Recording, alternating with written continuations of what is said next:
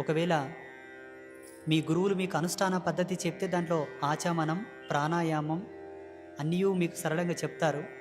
ఆ పద్ధతిని అనుసరించి జపం ఆరంభన చేయొచ్చు. ధ్యాన శ్లోకం, గురు శ్లోకం, ఇష్టదైవ శ్లోకం అన్నీ చదువుతూ అనుష్ఠానం లోపలికి వెళ్ళిపోతారు. దాంట్లో పరిపూర్ణమైన న్యాసములు ఉంటాయి, శాంతి ఉపశాంతులు కూడా ఉంటాయి. అయిపోతుంది. ఏది లేదు, కేవలం మంత్రం ఒకటే ఉందనుకుంటే చక్కగా ఆసనం వేసుకొని, వీలైతే పద్మాసనం లేదంటే సుఖాసనం, ఒక ముద్ర పట్టుకొని మాలను చేతి మీద పెట్టుకొని ఇష్టదేవుణ్ణి, మీకు ఇష్టమైన దైవం, మీ కులదేవతలను, వంశదేవతలను, మీకు ఇష్టమైనటువంటి మూల అధిష్టాన దేవతలను, మీ గురువుని స్మరించుకొని చక్కగా మంత్రాన్ని ఉచ్చరిస్తూ ప్రశాంత చిత్తంలోకి వెళ్ళిపోవాలి. ఆనందత్రయంలోకి వెళ్ళిపోవాలి. మనసును మైమర్చిపోవాలి, శరీరాన్ని మైమర్చిపోవాలి.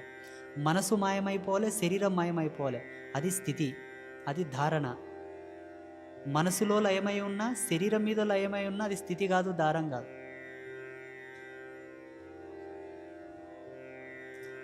ఎక్కడనో పోతుందంటే ఇంకేదో కర్మ కాశాడుతుందని లెక్క. అది కొన్నాళ్ళే, పోంగ పోంగ పోంగ దానికి ఆసరికి వస్తుంది. వీడు మాట వినడంటే అది ఇనికికైపోతుంది. అలా చక్కగా ఒక మాల జపం చేయి.